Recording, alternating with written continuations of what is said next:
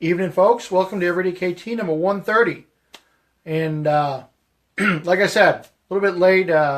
Someone invited us over for a couple of Jamesons in exchange for helping them move a little bit of furniture. So here we are. It's about an hour and a half late, but like I said, I'm going to be here every night. So here we are. So tonight we're talking about why do you do things that you don't want to do. This morning, if you saw, I was on the beach and talking about what gets you out of bed. 99% of the time, you're either going to get kicked out of bed because either your significant other wakes you up, kids get you up, or you're rip-roaring ready to go. You've got a plan, you've got something going on, you know what you want to do, and you want to get out there and kick some ass. Hey, Nathan. So those are the three things that generally, well, house burning down, but we're not going to talk about that. Those are the things that generally get most people out of bed. So, not talking about significant others. This isn't a dating site. Hey, Corey, welcome. And kids getting you out of bed, well, that just happens. If you've got kids, you know exactly what I mean. Especially yesterday, if you celebrate Easter, they were like, let's get up. We want the eggs. We want the candy. We want to go see what the Easter Bunny left us. So, that's what that is. So, what's left? Why do you get out of bed? Okay, so you figured out what it is that you love doing and why you get out of bed. And then you realize it's like, well, that's what I want to do, but that's not what I'm doing. Why do you do the things you don't want to do? Generally, there's two reasons. One, you have bills to pay. Totally respectable. You have to make sure that the mortgage is paid, the kids are fed, and you get all of the stuff that you need paid. So, that's one. The other one is fear. You're afraid. Plain and simple. God only knows what you could be afraid of. It could be you're afraid of what people are going to think about your cool idea. You're afraid of what your family is going to say. You're afraid of what your employers are going to say. You're just scared to do whatever it is you want to do. You know, I've read many places that aside from dentistry, public speaking is the one thing most Americans are afraid of. So sure, falling right into public speaking, you've got sales, marketing, talking to other people, trying to sell whatever it is that you're doing. That's a whole hell of a lot of things, and that's the main idea or the main tool behind what you want to do, becoming something that's just cool and becoming a prosperous business. Getting over that fear. Getting over that problem of, I want to do this, but I'm worried what other people are going to say, what they're going to think when I try to get out there in the marketplace. You know what I say to that? Screw it. Get out there and do it. The market will tell you. You can watch any number of bazillionaires and they'll all tell you the same thing. It doesn't matter what you look like, what you do, what you smell like, what you sound like, where you're from, where your ancestors are from.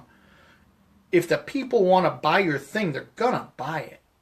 You just have to get the balls to get up and say, hey, check out my cool thing. I sell these. It's like, if I actually could do it, I'd be like, hey, check out these cool little pewter Kiltman that I make. They're awesome, and they're $10 a piece. Everyone needs to buy one. Well, if I'm awesome at selling, and what I'm selling is awesome, then people are going to buy it, plain and simple. If I suck at selling, or my product sucks, say this broke in half if I went like this, then who's going to buy it? The first couple of people are going to buy it and like, oh no, this is crap. Don't buy anything from that guy. Whoop. And hey, you know what? Fell on a concrete floor and didn't break. You know what that means? It's not crap. So that's what I'm talking about. Do what you love, but you got to be able to sell what you love. Got to be able to sell what you love. And most people can't sell for one reason. They're afraid. They're afraid of being told no. Get over it. It's gonna happen. I'm sure everyone watching this has been denied a date. You ask some pretty girl, or hot guy, I want a date. You don't want to go out and then like, nope, not going to happen. You've been interviewed for a job and they've said, nope, can't have this job. You've applied to a school and like, nope, you're not good enough. Don't let that get you down. All that is, that's someone saying, you know what? We think we're really cool. You're not a good fit for us. What you need to think is, you know what? Then maybe they're not a good fit for me. Maybe I should find someplace else that's better. Someplace that is more like who I am and who I want to become. So you just keep going. You don't just say, oh, screw it, I'm done. Don't want any part of it. No. Keep going. Bust your ass. Call the next person. Call or go visit that next whatever. If you don't like, if you're making pewter, say you're casting pewter, okay, jewelry. Go to that next jewelry shop and say, hey, this is the cool stuff that I make. Would you like to carry this? And you sell. You write books. Go up to that next publisher and say, hey, I have this kick-ass book. Here's the first 6 pages. Tell me what you think. And go sell.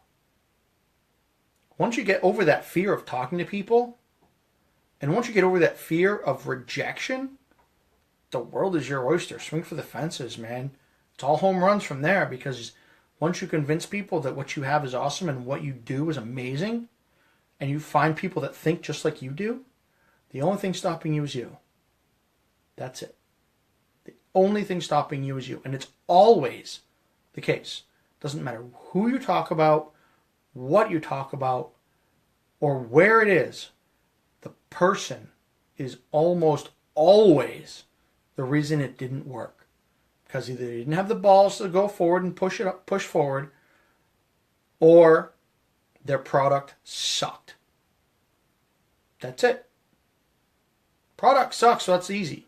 Product sucks, move on, make something different. But if you suck at what you're doing, figure it out. Find somebody who's good at it, learn from them, and keep going.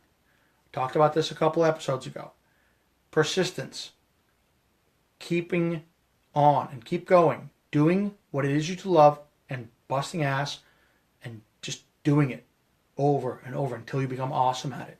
Eventually, somebody's going to want to pay you for it. Just depends on how awesome you are right now and how far you've got to get before you get there. Dave, yeah, it takes time. So for work, for my job, I started a Facebook group, and it's just for people to practice doing live videos. This video, like this right here. And I'll share it out with everybody later. But that's what it is. It's a private group. Nobody else is going to see you who isn't part of the group, and they're going to say, hey, either you're good at doing this public speaking thing or you suck at it. And if you suck, they're going to give you constructive criticism, saying, it's really great, but you need to stop saying the word every third word. You look in the camera right here, that piece right there. Look, where's my camera? There it is. I keep looking over here. Okay, there it is. You look right into the camera and say, look, that's where you're going to focus. Don't look down here. See where my finger is? Right here? Don't look down here in that spot. That's not going to do any good. Look up here where the camera is. Right there. Boom. That way it looks like people are talking to you. Keep practicing, keep going on, keep kicking ass. And if, the other reasons why you do what you do is because you got to pay the mortgage, you got responsibilities, well, shit happens. We all have to live somewhere. So be it. Kick ass at it anyway. Learn it the best you can, and keep that dream alive, the thing you want to do, you're really good at. Oh, no. See, that's worse because look, double finger attack. Or I could go old school. Anybody remember where that comes from? You remember? You remember? First person wins a prize. Who remembers where that comes from? Long time ago. Anyway, somebody throw up. You know what? I'm just going to pick a Kiltology because it's really late, and I grabbed volume 2. So let's see what she says. Hopefully it's not the same one I always get. Well, holy shit. Again, talking about something, flip open the book and it applies. Boom. Kiltology number 470. Discovery. The journey of self-discovery is filled with introspection, reflection, and a humbling moment when you realize how you fit in your particular version of the world. It is then filled with a copious amounts of fellowship and imbibing as you share your newfound enlightenment with all of your friends. You then spend the rest of the evening spouting drunken philosophical ramblings to anyone who will listen. You wake up the next morning trying to figure out what in hell happened and where your kilt had gone walkabout to. Then the trip begins as you try to discover yourself, the reason for your excruciating headache, and where the bottle of aspirin is. Kids in the hall, Paul, awesome job. That's Dave got you. Good stuff. So discovery, self-discovery, that's where it's at. Figure out who the hell you are and what the hell you're doing, and go kick ass at it. So with that, I'll let you go for the night. And tomorrow, I promise we'll have much more invigorating shenanigans to discuss because it's not Monday. And I will see you tomorrow. Be strong. Put a kilt on.